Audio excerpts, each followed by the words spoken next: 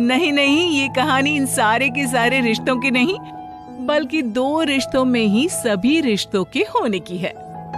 अरे बहू, मेरे और तेरे ससुर जी की रोटी मत बनाना, मैं बना लूंगी। दिन तक ठंडी हो जाती है। बहू जो कि एक वर्किंग लेडी थी। नहीं नहीं माँ जी, मैं अच्छे से कपड़े में लपेट देती हूँ ना, आप क्यों मेहनत करेंगी? माइक्रोवेव में गर्म कर लेना। अरे नहीं बहू, मेहनत मत कर, वैसे भी ऑफिस में कम मेहनत होती है क्या, जा रहने दे। लेकिन बहू मानती नहीं, वो सास ससुर की रोटी बना कर ही जाती है। दोपहर में खाने के वक्त ससुर जी कहते हैं, अरे बहू को रोटी बनाने के लिए क्यों मना कर दिया, क्या हो गया? ठंडा ही तो खाते आए हम लोग हमेशा से।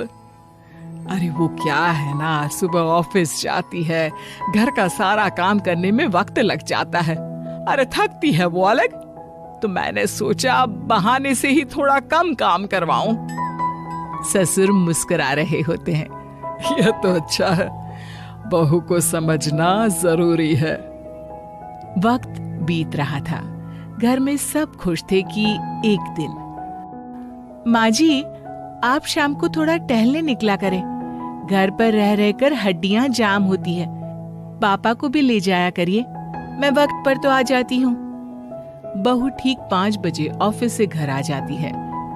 फिर चाय नाश्ता बनाकर सास ससुर के साथ बैठती, उन लोगों को सारा दिन का हाल बताती। रात को पति घर आता है।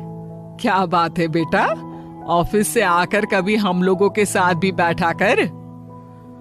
अरे माँ, दिन रात काम करके मन ही नहीं करता। अगले दिन की फिर तैयारी होती है, आप और पापा ही कमरे में आ जाओ। इससे अच्छी तो बहू है, कितना भी थकी रहे, घर आकर हम लोगों के लिए चाय नाश्ता बनाना, फिर बातें करना। बहू ना होती तो हम बुढ़ा बुढ़िया तो बैठे ही रह जाते। सास और ससुर अब बहू के कहने पर शाम की सैर पर निकलने लगते हैं। सास की कई सहेलियां बनती है तो ससुर को भी कुछ बुजुर्ग लोगों का ग्रुप मिल जाता है। कैसा रहा सहेलियों के साथ शाम का वक्त? हम लोगों ने तो भाई खूब योगा किया। अरे हम लोगों को गप्पों से फुर्सत ही नहीं होती।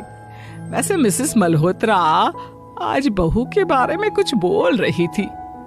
तभी वहां ऑफिस से बहू आ जाती है जो जींस और टॉप में होती है। क्या बात है माँ, क्या कह रही थी आपकी सहेली आपकी बहू के लिए?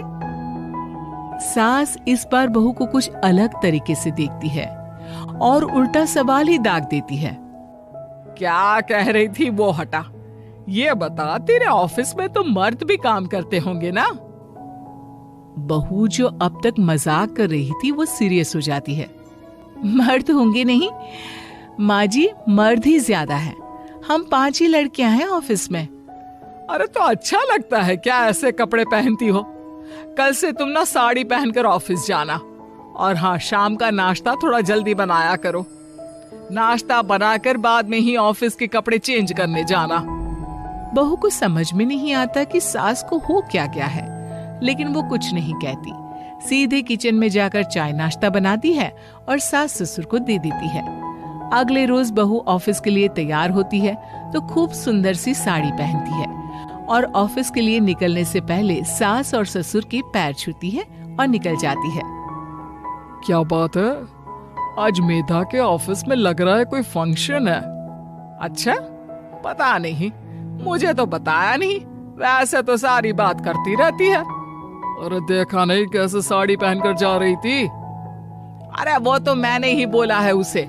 अरे अच्छा लगता है क्या रोज रोज ऐसे सूट या जींस में जाना? बहू हो, बहू बनकर रहो। और आप भी ना मेधा मेधा मत किया करिए, बहू बोला करिए। सर पर चढ़ जाएगी तो दिक्कत हो जाएगी। सास अब बहू को बहू जैसा रखने लगती है। हर बात पर रोका टोकी, हर बात पर ताने। क्या बात है, आजकल लेट आ रही हो ऑफिस से? अरे चाय के लिए भी देर हो जाती है। हम लोग फिर पार्क में भी देर से पहुंचते हैं।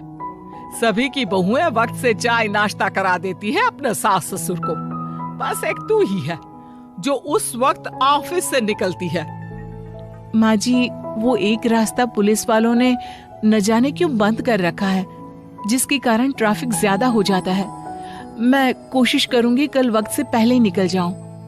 ससुर देख रहे होते हैं कि बहू अब परेशान सी रहने लगी है। एक रोज, मेधा, बेटी मेधा। जी पिताजी। बेटा देख जरा कौन सी टी शर्ट अच्छी लग रही है। वो क्या है ना, शाम को सब बदल बदल कर टी शर्ट पहनते हैं। मैं भी सोच रहा हूँ कि आज कुछ अच्छा सा पहन कर जाऊं। हाँ पिताजी, ये सही है। ये लाल वाली ना बहुत जचेगी आप पर। मेरे पापा पर भी डार्क रंग बहुत जचता है। क्या चल रहा है? अरे ससुर के सामने घूंघट तो छोड़ो, ऊपर से रंग बताया जा रहा है टी शर्ट का। अरे बहू, कोई संस्कार दिए नहीं है क्या तेरी माँ ने? बहू इस बार बहुत निराश हो जाती है। वो वहां से तुरंत अपने कमरे में चली जाती है। अब बहू घर का सारा काम करती, ऑफिस जाती, लेकिन साड़ी और सर पर पल्ला लेकर।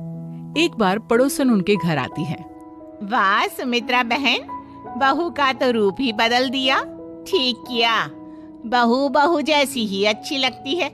अच्छा चलती हूँ मैं।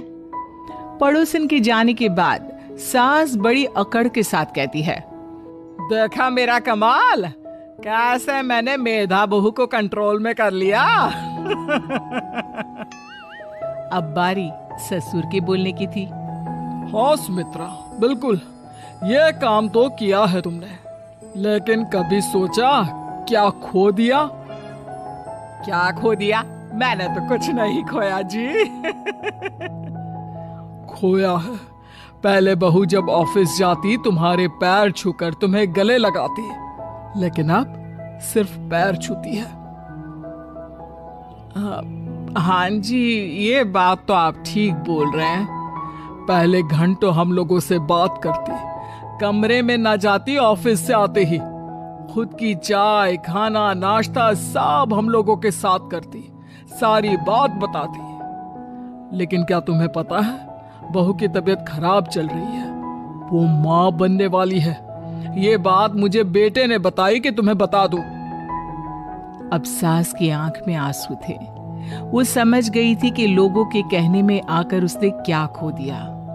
शाम को बहू घर आती है तो माँ किचन में पकोड़े तल रही होती है।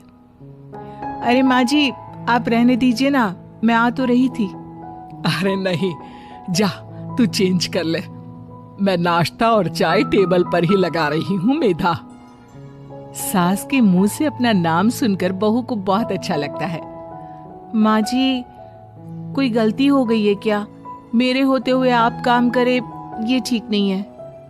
संस्कारी और समझदार बहू सास को माँ समझती है, लेकिन सास की बेवकूफी उसे सास ही बनाकर रखती है।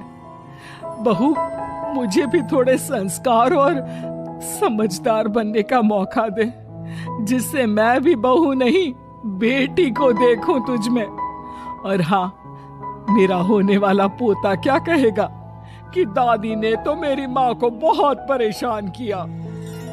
बहू सास को गले लगा लेती है। नहीं माँ जी, वो कहेगा कि माँ को तो दादी ने बेटी बनाकर रखा है।